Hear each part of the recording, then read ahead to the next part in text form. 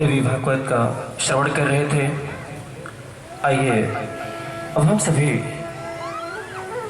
इस कथा से यह सीख ले कि पिता और पुत्री का कितना गहरा प्रेम होता है कि जब पुत्री अपने पिता को छोड़कर जाती है, पिता का और पुत्री को कितना दुख होता हो।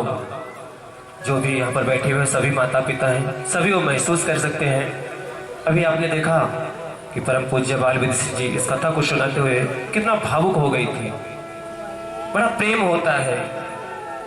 तो आइए इन्हीं शब्दों के साथ अब मैं चलता हूँ अपने महागुरु के पास। उनसे मैं हाथ जोड़कर निवेदन करता हूँ कि हे गुरुदेव जी, यहाँ पर जितने भक्त बैठे हुए हैं, मैं उन सबकी तरफ से हाथ जोड़कर आपसे निवेदन करता हूँ कि हे गुरु, हे महागुरु, हम सभी के जीवन में सदैव खुशहाली बनी रहे, ऐसा हम सभी को मार्गदर्शित करें। बोलिए माता भगवती माँ काली की, बोलिए श्री सद्गुरुदेव जी महाराज की।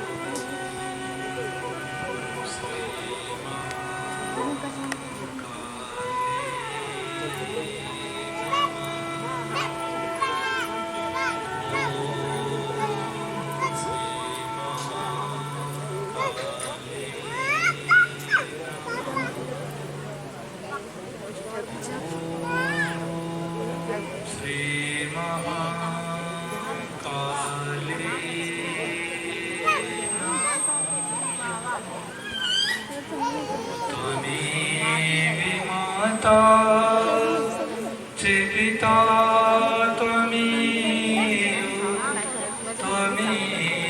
बन्धुश्च सखा त्वमेव विद्या द्रविणं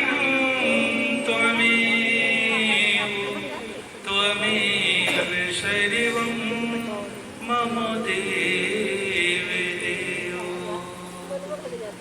बोली माता भगवती माँ काली की जय, भैरवनाथ की जय, सुत हनुमान की जय, शंकर भगवान की जय, सत्य सनातन धर्म की जय, कन्हवारा धाम की जय, गौ माता की भूदेव की जय। बोलिए श्री सद्गुरुदेव जी भगवान की जय। आज इस त्रिदिवसीय कथा के पावन मेला पर माता भगवती माँ काली के चरणों में कोटि कोटि प्रणाम करता हुआ, उनका आशीर्वाद प्राप्त करता हुआ अपना पूर्ण आशीर्वाद आप सभी भक्तों को समर्पित करता हूँ।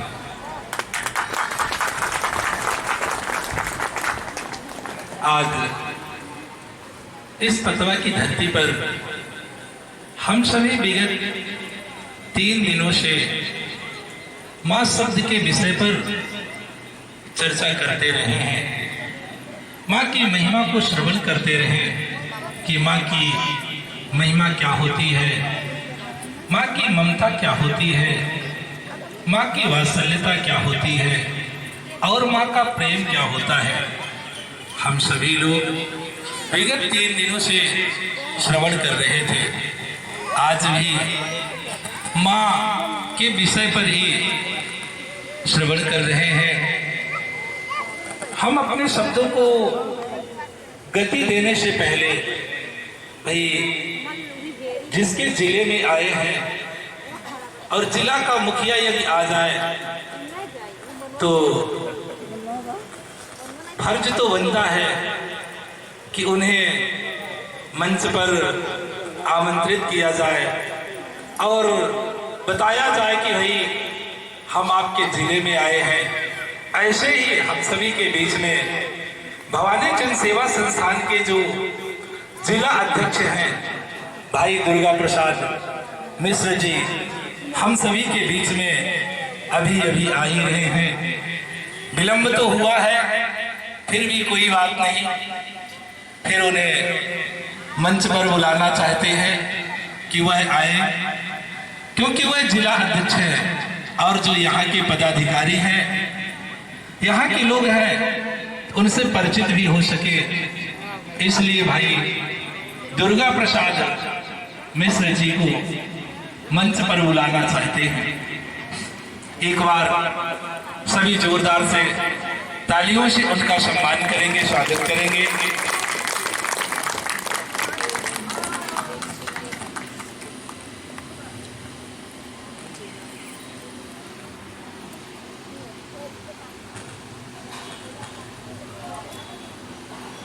बोलिए माता भगवती माँ काली की, बोलिए श्री सद्गुरुदेव जी भगवान की।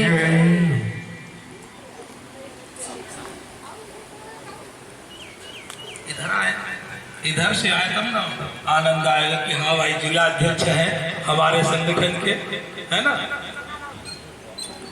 एक बार जोरदार तालियां। बोलिए माता भगवती माँ काली की, बोलिए श्री सद्गुरुदेव जी भगवान की।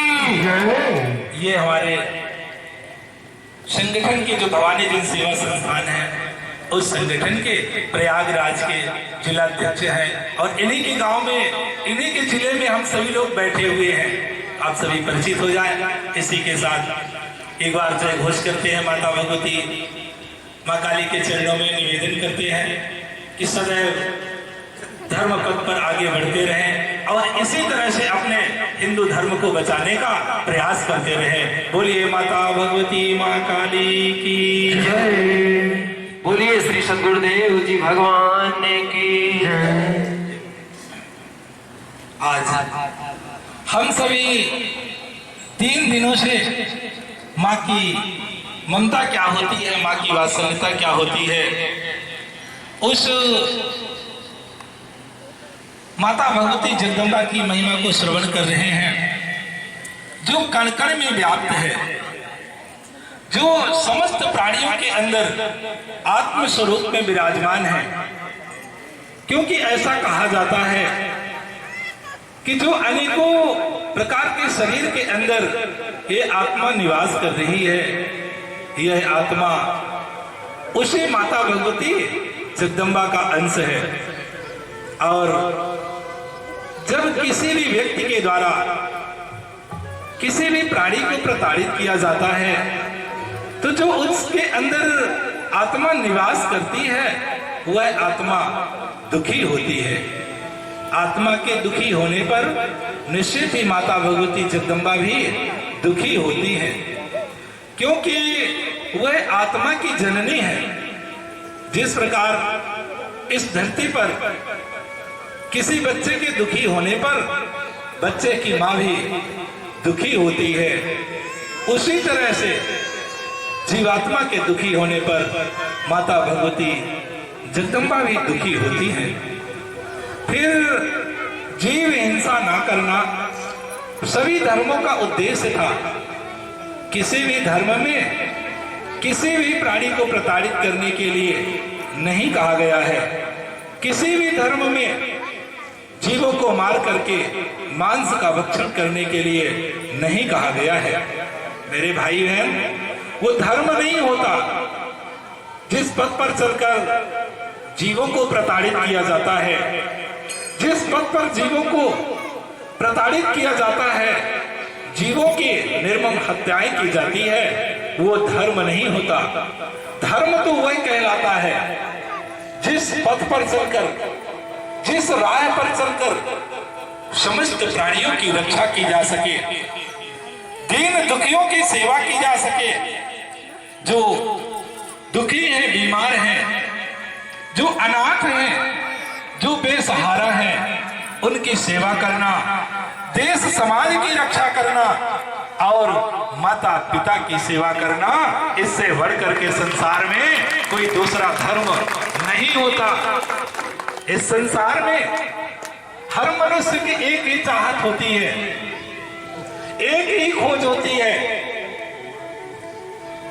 हम सभी का लक्ष्य भी एक है, क्योंकि इस धरती पर हर मानव अपने जीवन को सुखी बनाना चाहता है। वो अपने जीवन को शांति से परिपूर्ण करना चाहता है, मंगल चाहता है, कल्याण चाहता है। बस इतनी छोटी सी चाहत को लेकर के मानव आज परमात्मा को अनेकों नामों के द्वारा पुकारता हुआ इस संसार में दर दर भटकता है, फिर भी उसकी चाहत कभी पूर्ण नहीं होती। क्यों? क्यों आज मानव मानव का दुश्मन बन गया है, भाई भाई का दुश्मन बनता जा रहा, पड़ोसी पड़ोसी का भी दुश्मन बनता चला जा रहा है। इतना ही नहीं हो रहा है, आज एक देश दूसरे देश का भी दुश्मन बनता चला जा रहा है। ऐसा क्यों हो रहा है? क्या आप लोगों ने कभी विचार किया कि क्यों लोग एक दूसरे के दुश्मन बनते चले जा रहे हैं? क्योंकि आज मानव के जो अंदर की मानवता है, वह मानवता मरती चली जा रही है, जिसके कारण लोग स्वार्थवश एक दूसरे के दुश्मन बनते चले जा रहे हैं। तो मानव की मानवता क्या है? मानव की मानवता है दया, ममता, करुणा, प्रेम। और जब मानव अपनी मानवता खो देता है, इस धरती पर जब जब इंसान अपने इंसानियत खोया है, तब तब वह अनेक अन्याय अधर्म में लिप्त होकर के नाना प्रकार के दुखों को सहन करता हुआ इस भौतिक जगत में दर दर भटकता है। फिर वह सुख शांति पाने के लिए मंदिरों में जाता है, देवताओं को पूजता है और उनसे भौतिक जगत की संपदा को इकट्ठा करने के लिए कामना करता है। क्योंकि मानव इस संसार में धन संपदा को ही इकट्ठा करके सुख और शांति पाना चाहता है। कितना बड़ा ज्ञानी है समाज, ये विचार करने की बात है। जबकि वह ये विचार नहीं करता कि अरे उसे इस दुनिया में कितने दिनों तक रहना है, आखिर एक न एक दिन इस दुनिया को छोड़ करके तो जाना ही पड़ेगा। अरे जब भगवान कहलाने वाले राम इस शरीर को, इस दुनिया को छोड़ करके चले गए, भगवान कहलाने वाले कृष्ण भी इस दुनिया को छोड़ के चले गए, गौतम बुद्ध, महावीर, सूर, मीरा, तुलसी, रैदास, दादा परदादा सब इस दुनिया को छोड़ करके चले गए। तो मेरे भाई बहन, उसी तरह से हम सबको भी एक दिन इस संसार को छोड़ करके, इस दुनिया को छोड़ करके जाना ही पड़ेगा। यह जीव अकेले आता है दुनिया में और अकेला ही चला जाता है, कोई साथ नहीं जाता और कुछ साथ भी नहीं जाता। हम सब कुछ यहीं से लेते हैं और यहीं छोड़ करके चले जाते हैं।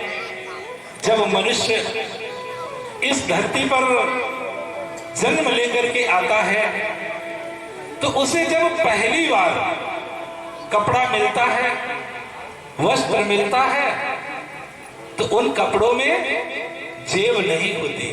माँ एक छोटा सा कपड़ा लपेट देती है जिसमें जेब नहीं होती। और जब मनुष्य इस दुनिया को छोड़ करके जाता है, तो जो अंतिम समय में वस्त्र मिलते हैं, कपड़े मिलते हैं, मेरे भाई, उसमें भी जेब नहीं होती। हम लोग उन जेबों को इसी समाज के बीच में तैयार करते हैं और यही समाज उन जेबों को फाड़ करके रख लेता है।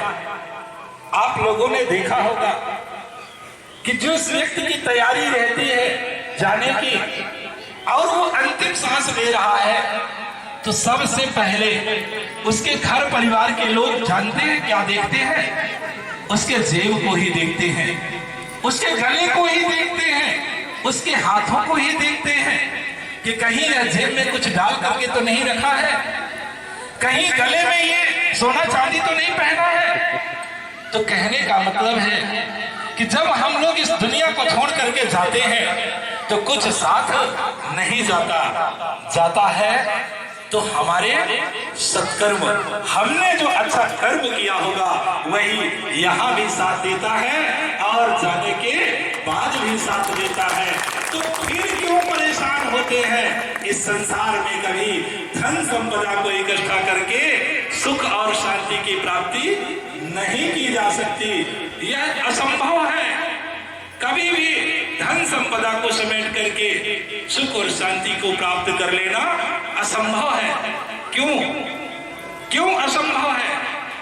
क्योंकि इस सिर के अंदर एक इतना शक्तिशाली व्यक्ति बैठा हुआ है जो हम सभी को नाना प्रकार से नाच नचाता रहता है। इस सिर के अंदर, इस खोपड़ी के अंदर जिस तरह से एक कलाकार होता है, धागे के माध्यम से वह कठपुतली को जैसा चाहता है वैसे नचाता रहता है, उसी तरह से इस खोपड़ी के अंदर, इस सिर के अंदर एक बड़ा शक्तिशाली व्यक्ति बैठा है जो हम सभी को कभी दुख की अनुभूति कराता है तो कभी सुख की अनुभूति कराता है।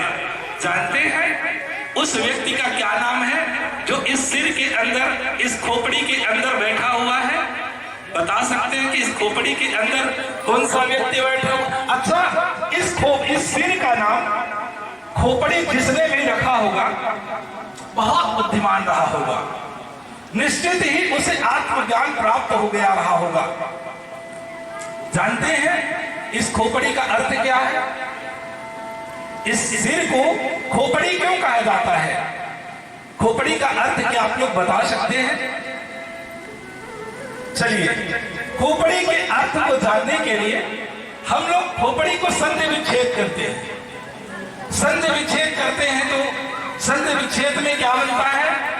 खो धन पड़ी, खो धन पड़ी बराबर खोपड़ी, अर्थात जो अपने आप को खो दिया हो, जो स्वयं को खो दिया हो, वही पड़ी रहती है जिसे खोपड़ी कहा जाता है। और इस खोपड़ी के अंदर मन एक ऐसा व्यक्ति बैठा रहता है जो हम सबको जैसा चाहता है वैसा नचाता रहता है। हमारे महापुरुषों ने तो यहां तक कह दिया है कि मन की इच्छाओं को पूर्ण करने के लिए आप लोगों को इस धरती पर 2-4 जन्म लेना पड़े तो भी कभी मन की इच्छाओं की पूर्ति नहीं हो सकती। मिश्रा जी, एक गाड़ी आपके पास यदि हो जाए तो दूसरी गाड़ी लेने के लिए आपकी इच्छा प्रबल हो जाएगी। तो कहने का तात्पर्य है कि मन की इच्छाओं को पूर्ण करने के लिए 4-6 जन्म लेने के बाद भी कभी पूर्ण नहीं की जा सकती। इसलिए आप लोगों को एक सूत्र बताना चाहते हैं कि यदि आप लोग अपने जीवन को सुखी बनाना चाहते हैं तो आप लोग अपने मन को अपने काबू में करने का प्रयास करें। आप लोग अपने मन को बस में करने का प्रयास करें, तभी आप लोग सुख और शांति के मालिक बन सकते हैं। बाकी दूसरा कोई रास्ता नहीं है। धर्म प्रेमी बंधु, मन को अपने बस में करने के लिए, मन को अपने काबू में करने के लिए समस्त लोगों में केवल एक ही मार्ग ऐसा है जिसे ध्यान योग कहा जाता है। ध्यान योग केवल इकलौता मार्ग है जो मानव को प्रारंभ से लेकर के अंतिम लक्ष्य तक पहुंचाने की ताकत रखता है, क्षमता रखता है, शक्ति रखता है। बोलिए माता भगवती मां काली की जय, मां काली की जय, श्री सद्गुरुदेव जी भगवान की जय। मनुष्य का अंतिम लक्ष्य है स्वयं की खोज, स्वयं को जान लेना, स्वयं को पहचान लेना कि मैं कौन हूं, कहां से आया हूं, और मैं को खोजने के लिए ध्यान की परम आवश्यकता होती है। इसलिए हर मानव के जीवन में ध्यान की परम आवश्यकता होती है। हमारे महापुरुषों ने, जानते हैं, यहां तक कह दिया है कि आप यदि चल रहे हैं, खाते पीते उठते बैठते सोते जागते, हर समय ध्यान की परम आवश्यकता होती है। यदि आप वाहन चला रहे हैं, ड्राइविंग कर रहे हैं, मोटरसाइकिल चला रहे हैं, तो उसमें भी ध्यान की जरूरत होती है। यदि आप लोग ड्राइविंग करते समय, मोटरसाइकिल चलाते समय यदि ध्यान में चूक कर जाए तो दुर्घटना घट जाती है। इसीलिए तो कहा गया है कि सावधानी हटी तो दुर्घटना घटी। यदि आप रात्रि में बिस्तर में सो रहे हैं, सोते समय यदि आप करवटें बदलना चाहते हैं, तो उस समय भी ध्यान की आवश्यकता होती है। यदि आप लोग करवटें बदलते समय ध्यान में चूक कर जाएंगे तो बिस्तर के नीचे भी जा सकते हैं। तो कहने का तात्पर्य है कि हर एक व्यक्ति के हर एक कदम के साथ ध्यान की विशेष जरूरत होती है। बिना ध्यान के मनुष्य के द्वारा किया गया कोई भी कार्य कभी पूर्ण नहीं हो सकता। यदि हम पूजन कर रहे हैं तो पूजन करने में भी ध्यान की आवश्यकता होती है। पूजन करने के लिए जितना हमें सामग्रियों की आवश्यकता होती है, उससे कई गुना ज्यादा हमें ध्यान की आवश्यकता होती है। आज यही तो कारण है कि लोग 2-2, 3-3 घंटे पूजन करते हैं, परंतु उन्हें उतना प्रतिफल नहीं मिलता जितनी वो मेहनत करते हैं। क्यों? क्योंकि वो पूजन ध्यान पूर्वक नहीं करते। इसलिए कहने का तात्पर्य है कि हम लोग अपने जीवन में ध्यान योग को जोड़ करके अपने जीवन को सफल और सार्थक बना सकते हैं। पूर्व में भी जितने भी महापुरुषों ने पूर्णता को प्राप्त किया था, अपने इष्ट का दर्शन किए थे, आत्म साक्षात्कार हुए थे, वह चाहे गौतम बुद्ध हो, महावीर हो, सूर, मीरा, तुलसी, रैदास, कोई भी हो, सभी इसी पथ पर चलकर पूर्णता को प्राप्त किए थे। आप लोगों ने देखा होगा कि गौतम बुद्ध की मूर्ति, उनकी प्रतिमा जहां भी होगी तो वह आंखों को बंद करके ही बैठे हुए हैं। उसी तरह से आप लोग स्वयं जाकर के महावीर की प्रतिमा को देखिएगा, महावीर की मूर्ति को देखिएगा, वह भी आंख बंद करके ही बैठे हुए हैं। तो कहने का तात्पर्य है कि महावीर से लेकर के महादेव तक जिसने भी पूर्णता को प्राप्त किया था, तो सभी ध्यान पथ पर ही चल करके पूर्णता को प्राप्त किया था। तो मेरे भाई बहन, ध्यान क्या है, योग क्या है, इस विषय पर वैसे चर्चा करने के लिए, ध्यान के विषय पर चर्चा करने के लिए तो 10 दिन 15 दिन का समय भी कम पड़ जाएगा। लेकिन संक्षिप्त में ध्यान का अर्थ होता है अपने मन को किसी निश्चित बिंदु या वस्तु पर 14 सेकंड तक एकाग्र करने की क्रिया को ध्यान कहा जाता है। तो फिर योग क्या है, योग किसे कहते हैं? तो योग एक गणित का सूत्र है, एक फार्मूला है, योग गणित का सूत्र है। लेकिन अध्यात्म में योग का अर्थ होता है अपने मन को अपने इष्ट के चरणों में जोड़ देना ही सच्चा योग कहलाता है। अर्थात आत्मा और परमात्मा के मिलन कराने की क्रिया को ही योग कहा जाता है। श्री सद् गुरुदेव जी महाराज की जय, माता भगवती माँ काली की जय, बाबा भैरवनाथ की जय। महर्षि पतंजलि ने अपने इसी धरती पर, एक महर्षि पतंजलि हुए थे, इन्होंने योग के 8 अंग बतलाए गए जिसे अष्टांग योग कहा जाता है।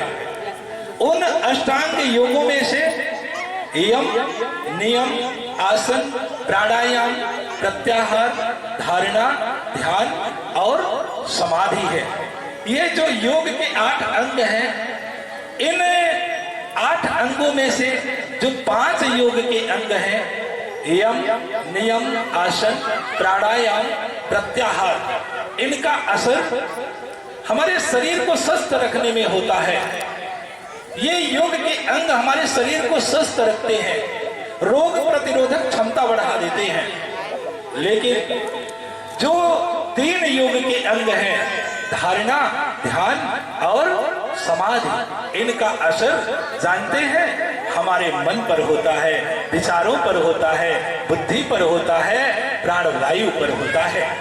मेरे भाई बहन, ध्यान पथ पर आगे बढ़ने के लिए, क्योंकि पूर्णता यदि प्राप्त करना है तो हमें ध्यान पथ पर चलना ही पड़ेगा, बाकी दूसरा कोई रास्ता ब्रह्मांड में नहीं है। तो ध्यान पथ पर चलने के लिए सबसे पहले हमें एक ऐसे सद्गुरु की तलाश करनी चाहिए जो हमें शास्त्रों के आधार पर नाम दीक्षा दे करके, नाम उपदेश दे करके ध्यान पथ पर आगे बढ़ा सके। हमें ऐसे सद्गुरु की खोज करनी चाहिए, क्योंकि आज दीक्षाएं भी नाना प्रकार की दी जा रही हैं, मनमुखी दी जा रही हैं, जो शास्त्रों के विपरीत है। गीता अध्याय 16 श्लोक नंबर 23 को खोल करके देखिएगा आप, स्पष्ट शब्दों में लिखा गया है कि जो व्यक्ति शास्त्रों के विपरीत मनमानी साधना करता है वह कभी सुख, शांति और सौभाग्य को प्राप्त नहीं कर सकता। इसलिए हम सबको ऐसे सद्गुरु के शरण में जाना चाहिए जो हमें शास्त्रों के आधार पर नाम दीक्षा दे करके ध्यान पथ पर आगे बढ़ा सके। यही गीता का सारांश है। गीता का सिर्फ ध्यान करना ही कथन है।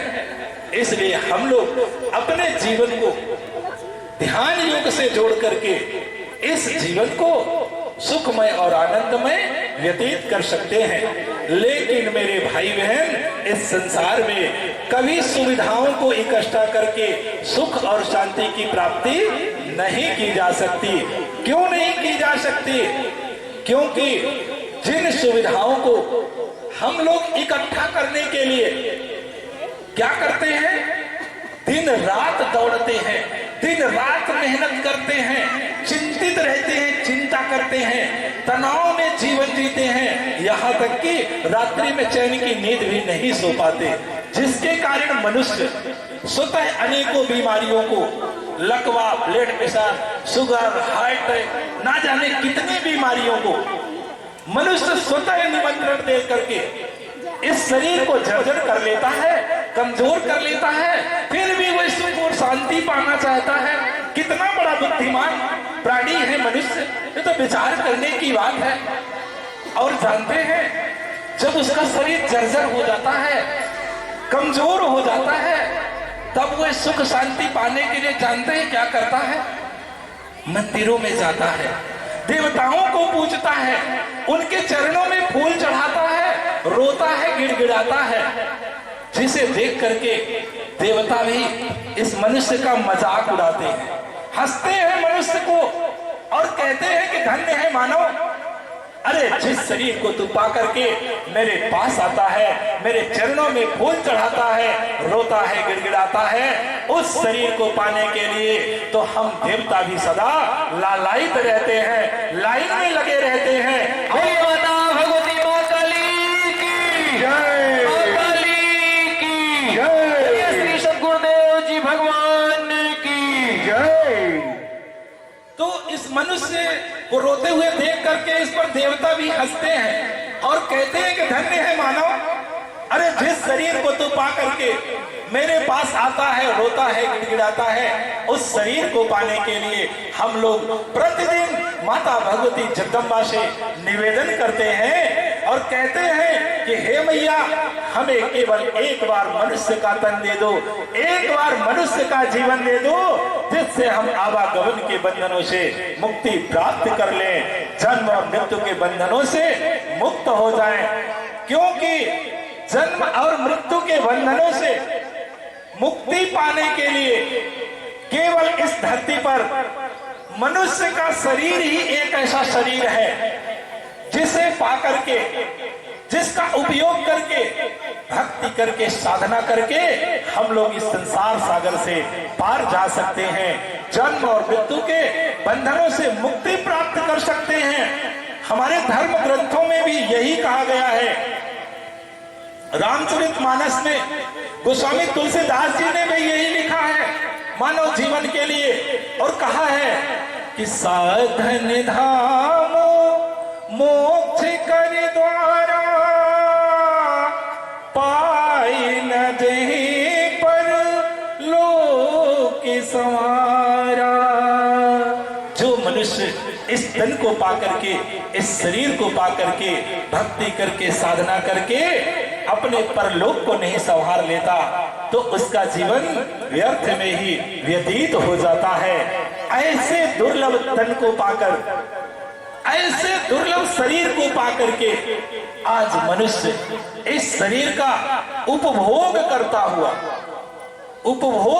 हुआ अर्थात नशा मांस करता हुआ इस दुर्लभ शरीर को भी व्यर्थ में व्यतीत कर देता है। जबकि मनुष्य चाहे तो वह सत्कर्म करके, साधना करके देवताओं के समान बन सकता है, क्योंकि उसके अंदर दोनों गुण होते हैं।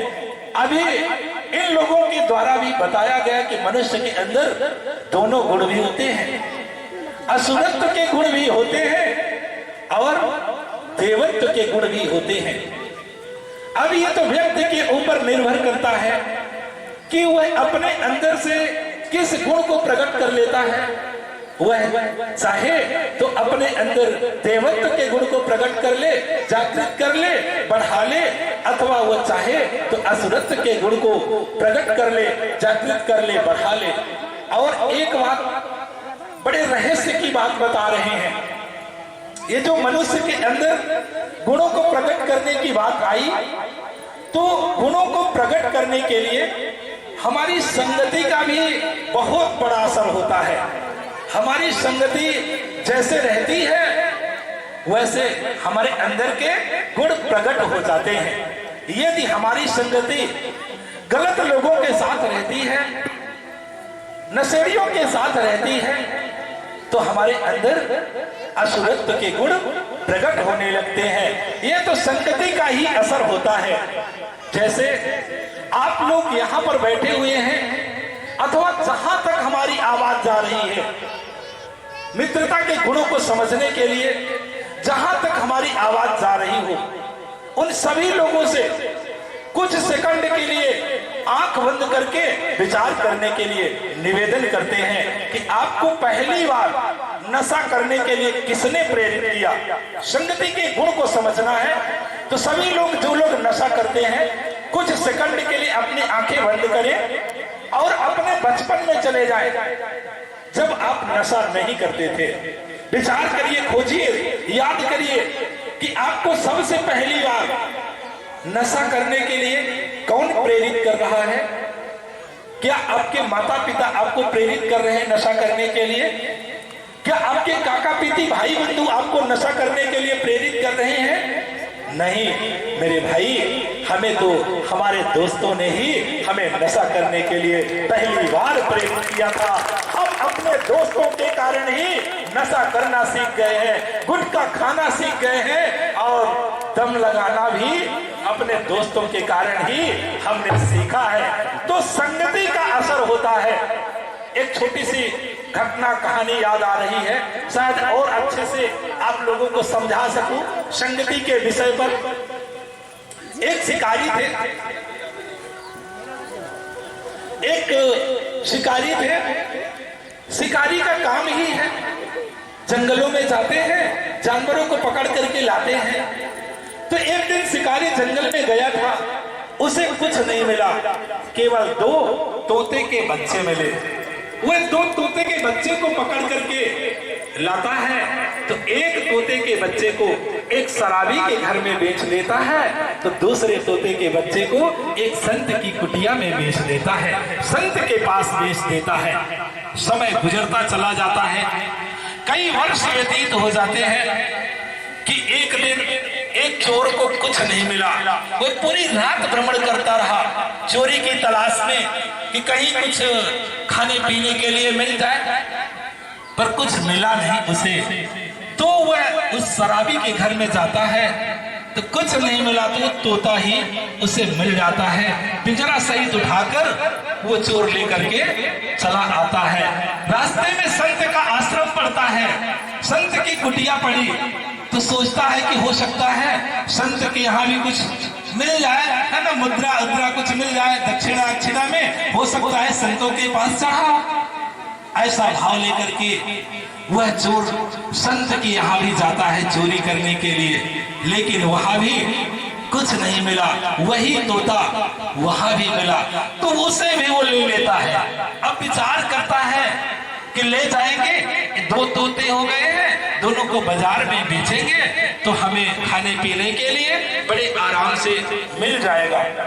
मेरे भाई बहन, वह चोर जैसे ही दोनों तोते को लेकर अपने घर जाता है तो सुबह होते ही एक तोता राम नाम का संकीर्तन करने लगता है तो दूसरा तोता 10 बजे तक सोता है, गालियां बकने लगता है। ऐसा सोचकर विचार करते हुए कहता है कि तो बड़े अच्छे गुणवान तोते हैं, ये तो अच्छा मुद्रा मिल जाएगी, इनमें अच्छी कीमत मिल जाएगी। ऐसा करके वो ले जाता है बाजार में बेचने के लिए।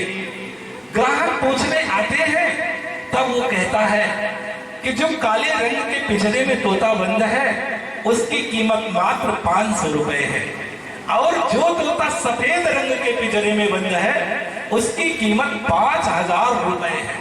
ऐसा सुन करके सभी ग्राहक चकित रह जाते थे और कहते कि भाई तोते तो दोनों एक ही हैं, पर इन दोनों की कीमत इतनी बड़ी और इतनी कम, ऐसा क्यों हो रहा है? तब वो चोर कहता है कि ये तो घर ले जाने के बाद ही पता चलेगा कि एक की कीमत ज्यादा क्यों है तो दूसरे की कीमत कम क्यों है।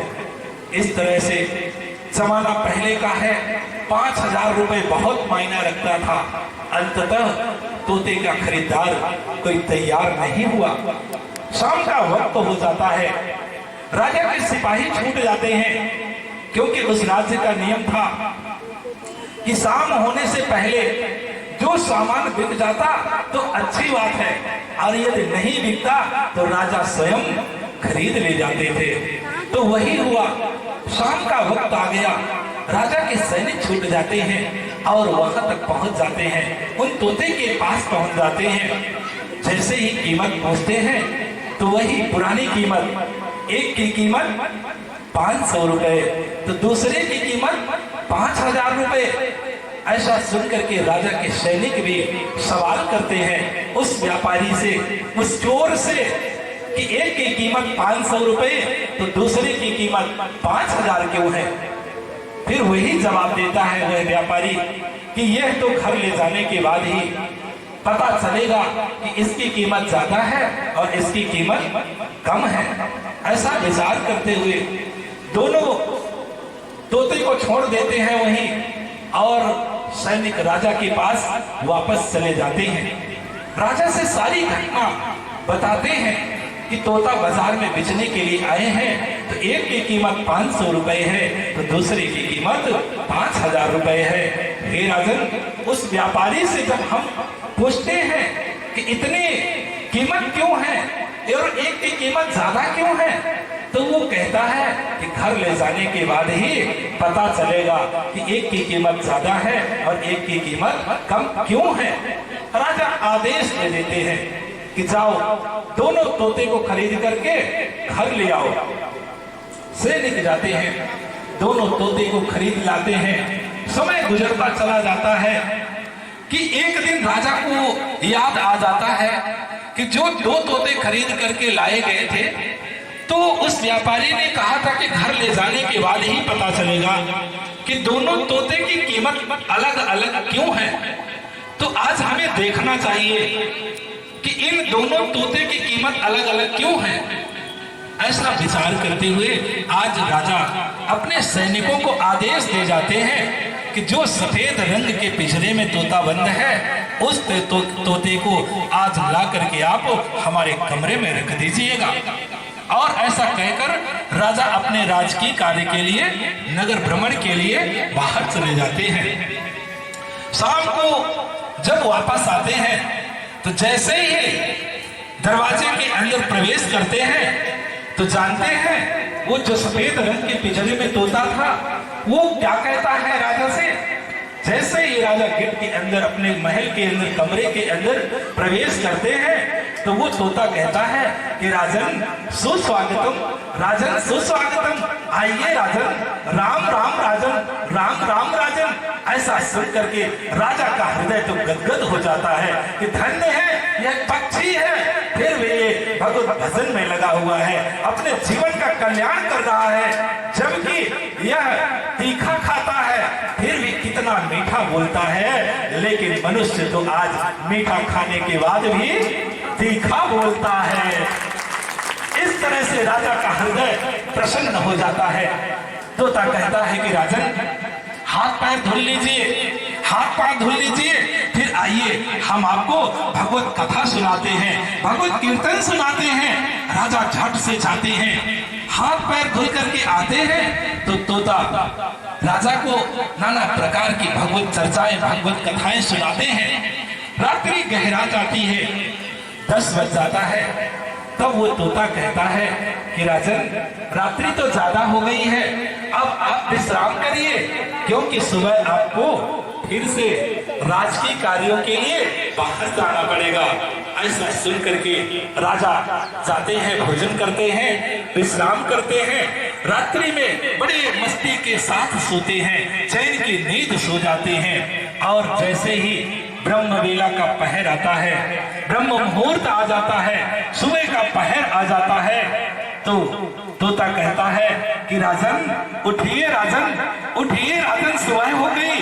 अरे सुबह की हवा तो लाखों की दवा होती है, राजन उठिए, सुबह सुबह उठ करके हमें टहलना चाहिए, भगवत भजन करना चाहिए, क्योंकि राजन जो ब्रह्म मुहूर्त को नहीं देख पाता वो ब्रह्म को कैसे देख पाएगा। इसलिए राजन उठिए, उठिए।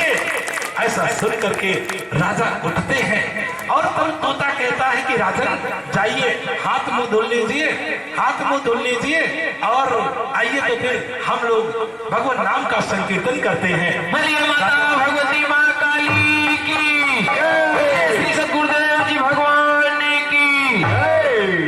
राजा झट से जाते हैं दौड़ते हुए, क्योंकि अब उनके अंदर तो एक जिज्ञासा थी कि तोता आखिर आज क्या बताएगा, कैसे वो कीर्तन करता है। राजा इस जिज्ञासा को लेकर दौड़ते हुए जाते हैं, हाथ मुंह तुरंत जल्दी से पानी लगा करके धुल करके और आते हैं। तब तोता फिर कहता है कि राजन सुबह सुबह का राम राम राजन, सुबह सुबह का राम राम राजन, आइए राजन हम लोग भगवान नाम का संकीर्तन करते हैं, जिससे हम लोगों का जीवन का कल्याण हो सके, हम लोग संसार सागर से पार हो सके। ऐसा कहते हुए आज तोता कीर्तन प्रारंभ कर देता है और कहता है कि सीताराम सीताराम सीताराम सीताराम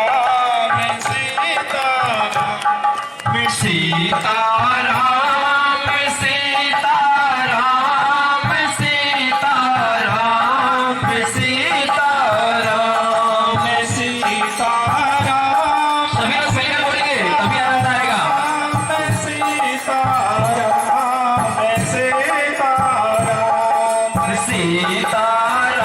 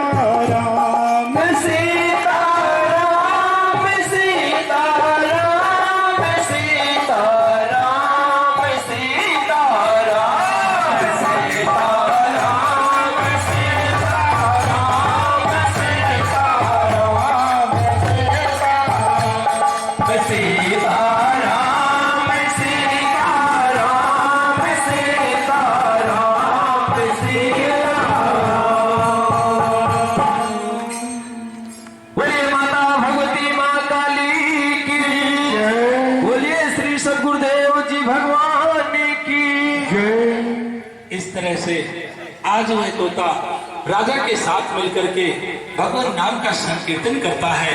राजा भी अति प्रसन्न रहते हैं और प्रसन्नता के साथ पूरा दिन उनका गुजर जाता है। 1 दिन 2 दिन 3 दिन गुजर जाते हैं।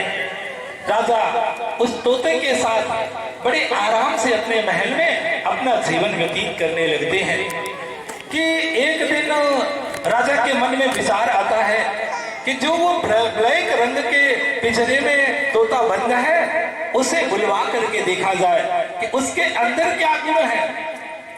ऐसा विचार करते हुए राजा अपने सैनिकों को आदेश देते हैं कि जो काले रंग के पिंजरे में तोता बंद है उस तोते को आज हमारे कमरे में रख दीजिएगा।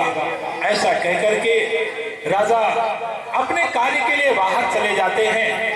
दिन गुजर जाता है, शाम का समय हो जाता है और जैसे ही राजा अपने महल के अंदर प्रवेश करते हैं तो देखते हैं क्या कि वो तोता 7 बजे से ही खर्राटे लेना प्रारंभ कर दिया है। 7 बजे से ही सोने लगा है। राजा आकर देखते हैं तो वो तोता सो रहा है, जिसे देखकर राजा चकित हो जाते हैं कि ये तोता वो था जो आते ही सुस्वागतम करता था, राम राम करता था, और ये तोता तो 7 बजे से ही खर्राटे ले रहा है। ऐसा विचार करते हुए राजा पिंजरे को हिलाते हैं, जगाने का प्रयास करते हैं, फिर भी वो तोता जगने का नाम ही नहीं ले रहा है। किसी तरह से आंखें खोलता है फिर बंद कर लेता है। राजा भी थक जाते हैं कि चलो कोई बात नहीं है, कल देखते हैं ये क्या करता है। मेरे भाई बहन, राजा रात भर चिंतित रहते हैं, उस तोते के बारे में विचार करते रहते हैं। उनके मन में यही बातें बार बार चलती रहती है। रात्रि गुजर जाती है, सुबह हो जाता है। राजा स्नान ध्यान करके और अपने कार्य के लिए बाहर जाने के लिए तैयार हो जाते हैं, लेकिन वो तोता तो अभी तक सो रहा है, जिसे देख करके राजा फिर विचार करते हैं कि ये 10 बजे तक सोएगा क्या। ऐसा विचार करते हुए राजा उसे जगाने का प्रयास करते हैं। तोता जागता नहीं है, उसकी आंखें नहीं खुलती है।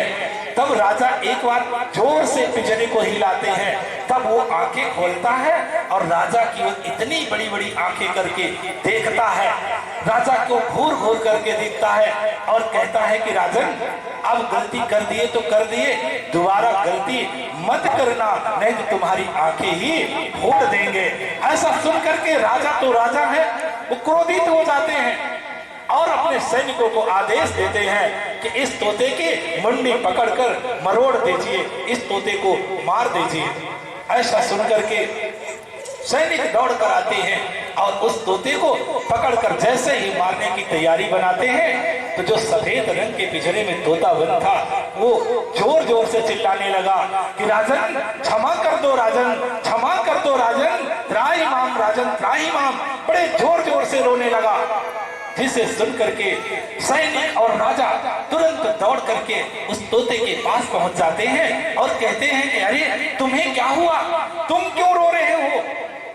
तो वो तोता जानते हैं क्या कहता है राजन, हमें तो कोई दिक्कत नहीं है, परंतु ये जिसको आप मारने का आदेश दिए हैं ये हमारा तो सगा भाई है, हम दोनों भाई ही हैं। ऐसा सुन करके राजा कहते हैं कि तुम दोनों भाई हो, कभी हो ही नहीं सकते सगे भाई, क्योंकि तुम्हारे अंदर कौन से गुण हैं और इसके अंदर कौन से गुण हैं, इससे ये सिद्ध नहीं होता कि आप दोनों सगे भाई हैं। तब वो तोता कहता है कि राजन, वास्तव में हम लोग सगे भाई हैं, लेकिन शिकारी ने हमें संत के यहाँ बेच दिया और इसे शराबी के यहाँ बेच दिया। तो उस शराबी के घर में लोग 10 बजे तक सोते थे, गालियां बकते थे, गालियां देते थे, इसलिए वो उसके अंदर वो गुण आ गया। और हम संत के यहाँ रहते थे तो संत तो सुबह सुबह उठ करके संकीर्तन करते थे, कीर्तन करते थे, इसलिए हमारे अंदर ये गुण आ गया।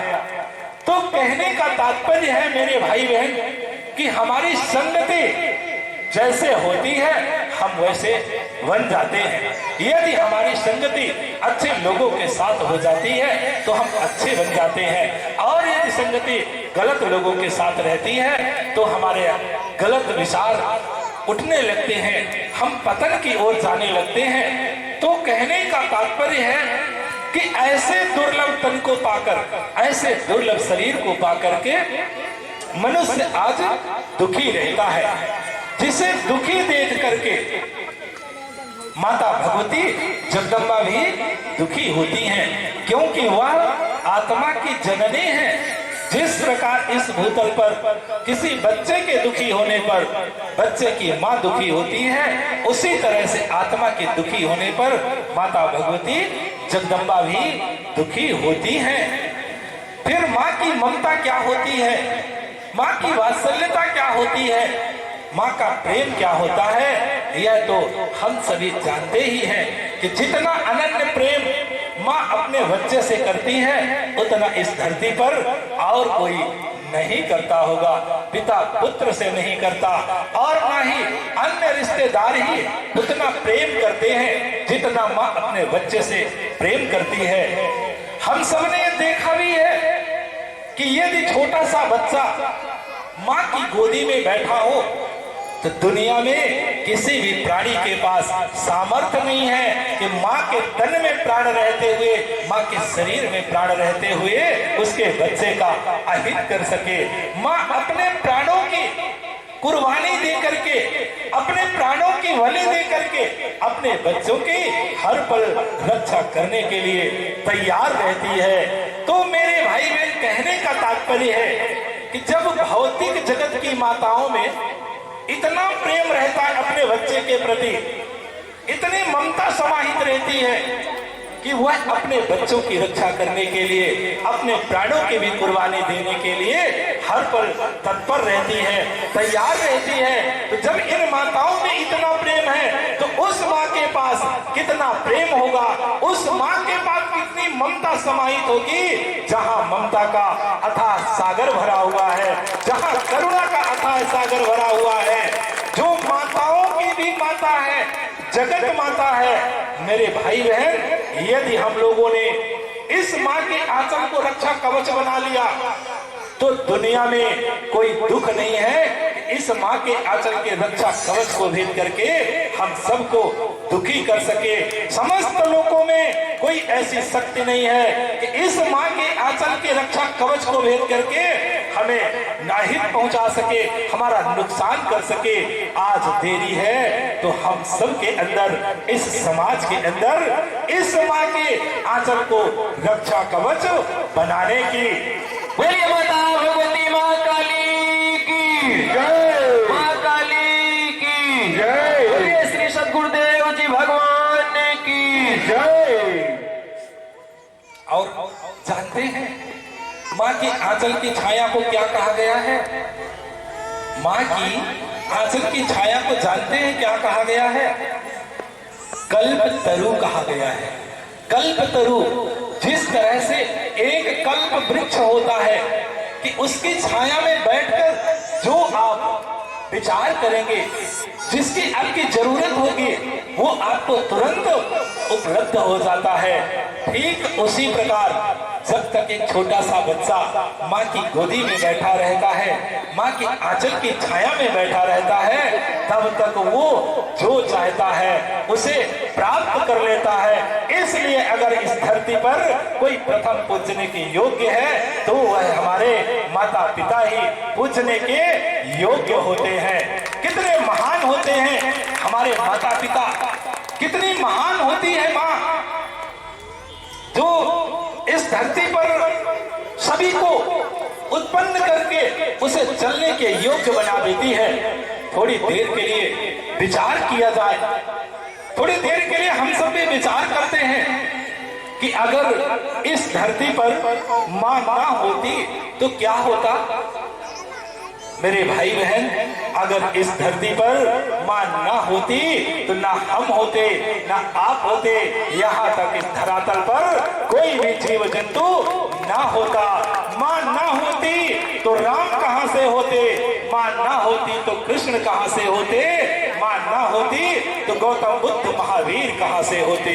सभी की उत्पत्ति माता पिता से होती है। आज हम लोग यहाँ पर बैठे हैं तो वह भी माता पिता की देन है। जो आज हम सभी यहाँ पर बैठे हुए हैं वह भी माता पिता की देन है। धन्य है इस धरती पर नारी जाति, धन्य है इस धरती पर नारी जाति जो अनेक कष्टों को सहन करके अपने बच्चे को जन्म देती है। सारी लोक लज्जा को त्याग करके 9 महीने तक पेट में रखती है। फिर जन्म के समय एक असहनीय दर्द को सहन करके वैज्ञानिकों ने तो यहाँ तक खोज किया है कि जन्म के समय जितना एक माँ को दर्द होता है, यदि वही दर्द किसी दूसरे को हो जाए तो उसकी मृत्यु हो जाती है। ऐसे दर्द को सहन करके माँ अपने बच्चे को जन्म देती है, फिर भी उससे अनन्य प्रेम करती है। मेरे भाई बहन, जीवन में केवल एक बार माँ बच्चे के रोने पर हंसती है। जिस समय बच्चे का जन्म होता है और इधर बच्चा रोता है तो उधर माँ के हृदय में ममता का अथाह सागर उमड़ने लगता है। माँ के चेहरे में मुस्कान आ जाती है। लेकिन जीवन भर, इसके बाद जीवन भर यदि बच्चों के आंखों में आंसू आ जाए तो माँ के आंखों से आंसुओं की धार बहने लगती है, नदियां बहने लगती है। फिर इतना ही नहीं करती माँ, बच्चे को पालती है, पोसती है और खुद के पैरों पर चलने के योग्य बना देती है। इस धरती पर जितनी तपस्या माँ करती है अपने बच्चों को योग्य नागरिक बनाने के लिए, तो शायद ही कोई व्यक्ति इस धरती पर उतनी तपस्या करता होगा। लोग कहते हैं कि साधु संत इस धरती पर बहुत तपस्या करते हैं, बहुत तपस्या करते हैं, बहुत बड़े तपस्वी होते हैं। लेकिन मेरे विचार से तो जितनी तपस्या एक माँ करती है अपने बच्चे को योग्य नागरिक बनाने के लिए, उतनी तपस्या साधु संत भी नहीं करते होंगे। अरे साधु संतों की तपस्या माँ की तपस्या के सामने बौनी नजर आती है, कम पड़ जाती है। साधु संतों की तपस्या माँ की तपस्या के सामने क्यों?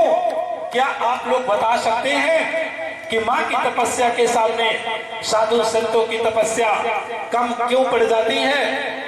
क्योंकि माँ तो खुद भूखी रह जाती है परंतु अपने लाल को कभी भूखा नहीं रहने देती। यदि कड़ाके की ठंड पड़ती हो, उस कड़ाके की ठंड में अगर बच्चा बिस्तर गीला कर देता है तो कड़ाके की ठंड में भी माँ खुद गीले बिस्तर पर सो जाती है, परंतु वह अपने लाल को सदा सीने पर सुलाती है। अरे कहां तक माँ की ममता का गुण गाऊं, कहां तक माँ की ममता का वखान करूं? माँ की ममता का वखान करने के लिए संसार में कोई शब्द ही नहीं है। इतना ही नहीं करती माँ यदि भोजन कर रही हो, भोजन करते समय विचार करिए आप सब कि माँ की ममता क्या होती है, किस तरह से माँ हम सबको पाल पोस करके आज खुद के पैरों पर चलने के योग्य बना दिया है, कितना परिश्रम किया है। माँ जब भोजन कर रही हो और भोजन करते समय एक छोटा सा बच्चा कपड़ा खराब कर देता है, कपड़े में पट्टी कर देता है, तो माँ हाथों की रोटी को थाली में रखती है और मुख में रखे हुए भोजन को भी गंदगी साफ करने में लग जाती है। मेरे भाई बहन, उसे भोजन करते हुए भी दुर्गंध नहीं आती। क्यों नहीं आती उसे दुर्गंध भोजन करते हुए? किसी व्यक्ति के पास सामर्थ्य है कि वह भोजन करते हुए दुर्गंध को साफ कर ले, गंदगी को साफ कर ले, लेकिन माँ के पास तो वो शक्ति होती है, वो सामर्थ्य होती है, वो प्रेम होता है कि वह भोजन करते हुए भी गंदगी को साफ करने में लग जाती है, क्योंकि उसके हृदय में ममता का अथाह सागर भरा हुआ है और वह दुर्गंध भी ममता के अथाह सागर को स्पर्श करके दुर्गंध भी सुगंध में परिवर्तित हो जाया करती है। ऐसी ममता की देवी आज बुढ़ापे में दर दर की ठोकरें खा रही है। क्या हमारे देश की यही संस्कृति है? क्या हमारे देश का यही संस्कार है?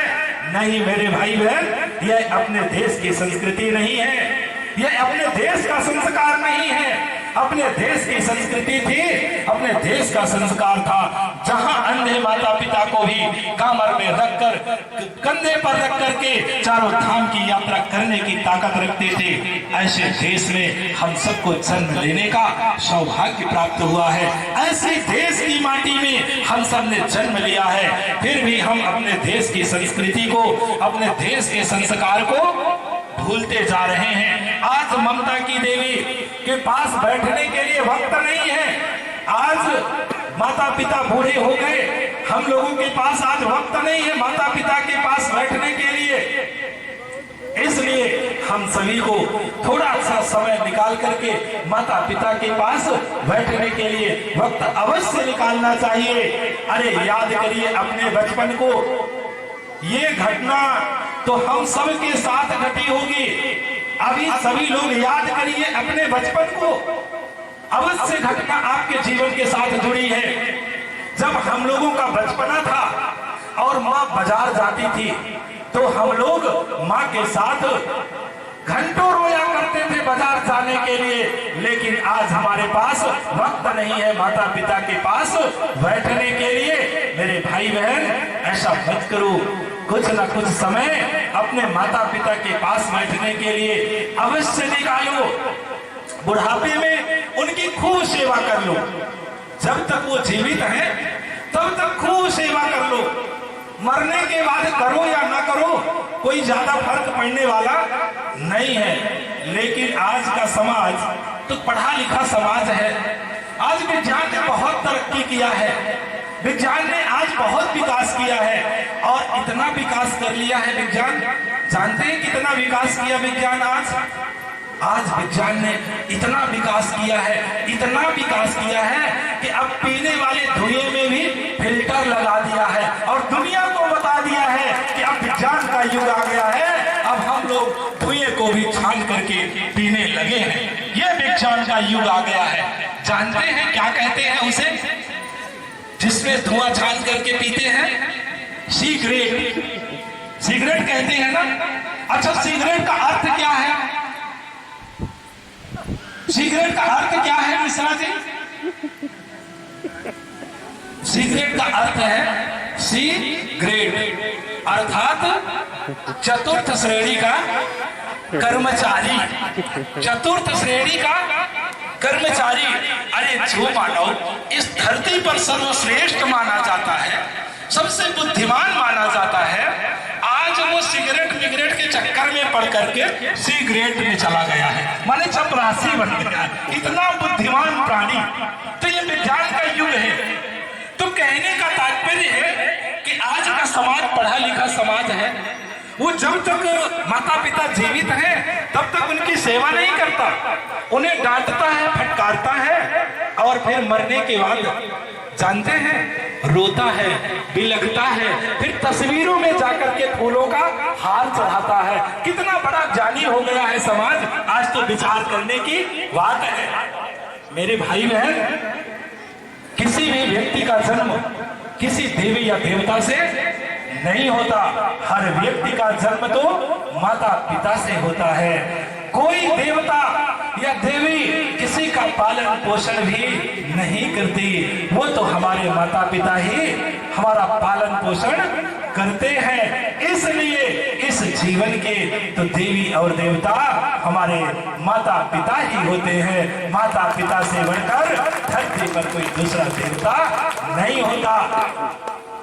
मेरे भाई बहन, जानते हैं लोग कहते हैं कि इस संसार की उत्पत्ति, सृष्टि की उत्पत्ति ब्रह्मा जी करते हैं। लोग कहते हैं कि इस संसार का पालन तो विष्णु जी करते हैं। और लोग कहते हैं कि इस सृष्टि का संहार तो महादेव करते हैं। लेकिन आज हमारा एक प्रश्न है, इस पटवा की भूमि पर बैठ करके इस 3 दिवसीय कार्यक्रम के पावन बेला पर सभी जाति धर्म संप्रदाय के लोगों से एक प्रश्न है कि क्या किसी ने ब्रह्मा को देखा है? क्या किसी ने विष्णु को देखा है? या किसी ने महेश को देखा है? किसी के पास इन प्रश्नों का उत्तर? मिश्रा जी, किसी ने ब्रह्मा विष्णु महेश को देखा है? किसी के पास नहीं, किसी के पास नहीं, कोई नहीं देखा। अधिकांशतः तो ना में ही उत्तर आएगा, लेकिन मैंने देखा है। मैंने ब्रह्मा को भी देखा है, मैंने विष्णु को भी देखा है और मैंने शंकर महादेव को भी देखा है। क्यों? क्योंकि मेरे भाई बहन, मुझे नहीं मालूम कि संसार की उत्पत्ति ब्रह्मा जी करते हैं या नहीं करते, लेकिन इतना तो हम सब जानते हैं कि हम सब की उत्पत्ति माता पिता से हुई है। और मुझे नहीं मालूम कि इस संसार का पालन विष्णु जी करते हैं या नहीं करते, परंतु इतना तो हम सब जानते हैं कि हम सब का पालन पोषण तो हमारे माता पिता ने ही किया है। और मुझे नहीं मालूम कि शंकर महादेव सृष्टि का संहार करते हैं या नहीं करते, लेकिन इतना तो हम सब जानते हैं कि हर माता पिता अपने बच्चे की बुराइयों का संहार अवश्य करते हैं। इसलिए माँ ही ब्रह्मा है, माँ ही विष्णु है और माँ ही महेश है। माता पिता से बढ़कर इस धरती पर कोई दूसरा भगवान नहीं होता। अरे उन देवताओं को पूजने वालों, याद रखना, मंदिरों में प्रवेश करने से पहले हम सब ने माँ के तन के मंदिर में प्रवेश किया था। किसी भी देवी देवता के पास सामर्थ्य नहीं है कि तीनों कार्य एक साथ कर सके, लेकिन मेरे भाई बहन, माँ में वो शक्ति होती है, माँ में वो सामर्थ्य होती है, माँ में वो क्षमता होती है कि वो जन्म भी देती है, पालन भी करती है और बुराइयों का संहार भी करती है। इसलिए माता पिता से बढ़कर के इस धरती पर कोई दूसरा भगवान नहीं होता। माता पिता ही हमारे जीवन के प्रथम गुरु होते हैं, जो हम सबको चलना सिखाते हैं, जो हम सबको बोलना सिखाते हैं, जो हम सबको भोजन करना सिखाते हैं और इस सांसारिक रिश्तों से परिचय कराते हैं। तब जाकर के हम जैसे धर्म गुरुओं का नंबर आता है। लेकिन हम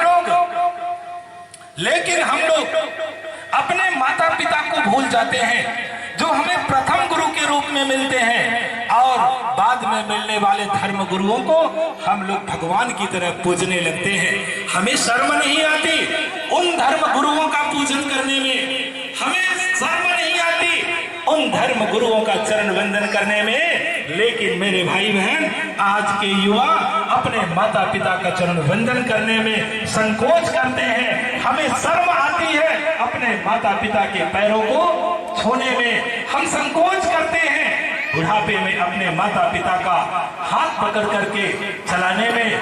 ये धर्म नहीं है, ये अधर्म है। अरे माता पिता ही हमारे जीवन के प्रथम गुरु होते हैं। और गुरु के विषय पर भारत की संस्कृति धन्य है, जो गुरु को ब्रह्मा विष्णु महेश से भी ऊपर बताया है, कह दिया है कि गुरु ब्रह्मा गुरु विष्णु गुरुर्देवो महेश्वर गुरु साक्षात परम ब्रह्म तस्मै श्री गुरुवे नमः। धन्य है इस देश की संस्कृति जहां गुरु को सर्वश्रेष्ठ स्थान दिया गया है। लेकिन मेरा एक प्रश्न है कि इस जीवन के प्रथम गुरु कौन होते हैं? क्या आप लोग बता सकते हैं कि इस जीवन के प्रथम गुरु कौन होते हैं? हमारे माता पिता ही इस जीवन के प्रथम गुरु होते हैं। ऐसे गुरु को ब्रह्मा विष्णु महेश से भी बढ़ करके कहा गया है, जो जन्म भी देते हैं, पालन भी करते हैं और बुराइयों का संहार भी करते हैं। लेकिन मेरे भाई बहन, आज दुर्भाग्य है उस प्रथम गुरु का जो हमें माता पिता के रूप में मिलते हैं। हम उन्हें डांट देते हैं, चुप करा देते हैं। आज हर क्षेत्र की घटना है, हर घर की गाथा है कि बुढ़ापे में यदि माता पिता थोड़ा सा ऊंची आवाज में बात करते तो हम लोग उन्हें डांट देते हैं, कह देते हैं कि बंद करो अपनी बकवास, बहुत हो चुका, अब मुझे नहीं सुनना है, मेरे भाई बहन, कभी तो विचार करो कि उस माँ पर क्या गुजरती होगी, क्या गुजरता होगा उस पिता पर, जिस दिन हम लोग उन्हें डांट करके चुप करा देते हैं। अरे क्या हुआ, इसी दिन के लिए हम सभी को बोलना सिखाए थे। अरे याद करिए अपने बचपन को, जब हम लोग इस धरती पर आए थे तब हम लोगों को कोई भी ज्ञान नहीं था, ना चलने का ज्ञान था, ना बोलने का ज्ञान था, और ना ही भोजन करने का ज्ञान था।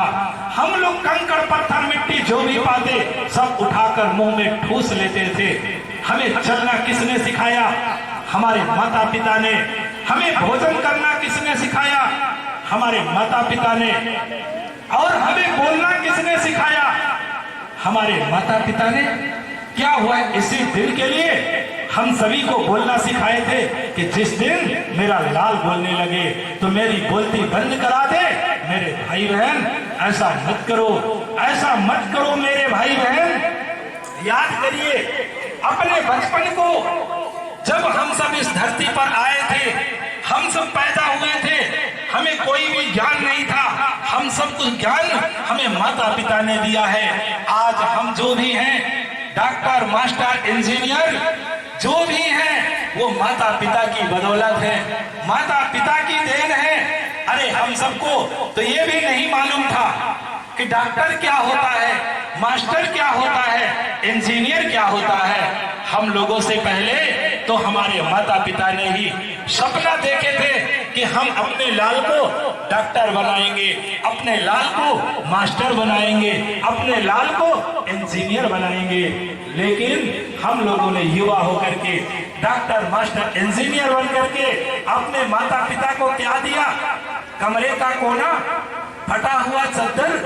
अरे याद करिए अपने बचपन को, जब हम लोग सब बचपना था, हम सभी भाई आपस में लड़ते थे माँ की गोदी में बैठने के लिए और कहते थे कि माँ मेरी है, माँ मेरी है, माँ मेरी है। और आज युवा होने के बाद भी हम सभी भाई आपस में लड़ते हैं, लेकिन तब शब्द बदल जाते हैं। युवा होने के बाद कहते हैं कि माँ तेरी है, माँ तेरी है, माँ तेरी है। हम बचपन में लड़ते थे और कहते थे कि माँ मेरी है, माँ मेरी है, और आज कहते हैं कि माँ तेरी है, माँ तेरी है, माँ तेरी है।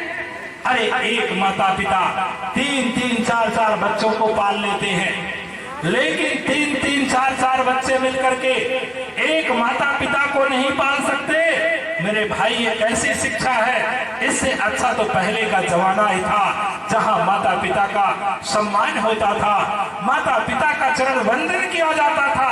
आज की शिक्षा से तो बेशिक्षा ही रहना बहुत अच्छा था। मेरे भाई बहन, जो माँ खुद भूखी रह करके अपने लाल को भोजन कराती थी, जो माँ खुद गीले बिस्तर में सो जाती थी पर अपने लाल को सीने में सुलाती थी, आज वही माता पिता बुढ़ापे में दर्द की ठोकरें खा रहे हैं। इसलिए आज इस त्रिदिवसीय सत्संग के आखिरी दिवस पर हम सबसे निवेदन करना चाहते हैं कि हम सबको जगना होगा, जगाना होगा इस समाज को, बताना होगा इस समाज को कि माता पिता की सेवा करना और उनका सम्मान करना हर मनुष्य का पहला धर्म होता है और पहला कर्म होता है। तभी हमारी आगे की पीढ़ी में संस्कार आ सकता है। इसलिए आज इस धरती पर से हम सभी को संकल्प लेना चाहिए, क्योंकि हमारे जितने भी महापुरुष हुए हैं इस धरती पर,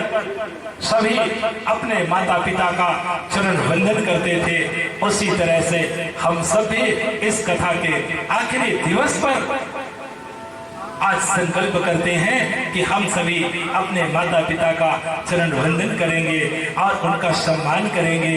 इन्हीं शब्दों के साथ अपने शब्दों को विराम देते हुए आज का कथा समापन की ओर जा रही है।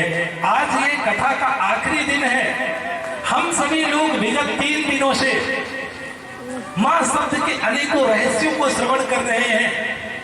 हम सभी आप सभी को श्रवण करा रहे हैं और आप सभी बड़े प्रेम के साथ, बड़ी श्रद्धा के साथ श्रवण कर रहे हैं। मेरे भाई बहन, इन 3 दिनों में जो जो भी हम लोगों से गलतियां हुई होंगी, त्रुटियां हुई होंगी, उन गलतियों को आप सब अपना सेवक समझकर, अपना दास समझ करके माफ कर दीजिएगा, क्षमा कर दीजिएगा। आखिरी शब्दों में बस यही कहना चाहते हैं, क्योंकि आज कथा का आखिरी दिन है, अंतिम दिन है, और कल सुबह हम लोगों को यहाँ से जाना पड़ेगा। वैसे जाने की इच्छा नहीं हो रही है, जानते हैं क्यों? क्योंकि आप लोगों ने बहुत अच्छा प्रेम किया है, बहुत दुलार किए हैं, इसलिए जाने की इच्छा नहीं हो रही है। फिर भी जाना तो पड़ेगा, आए हैं तो एक न एक दिन तो जाना ही पड़ेगा, इसलिए कल ही निकल जाएंगे।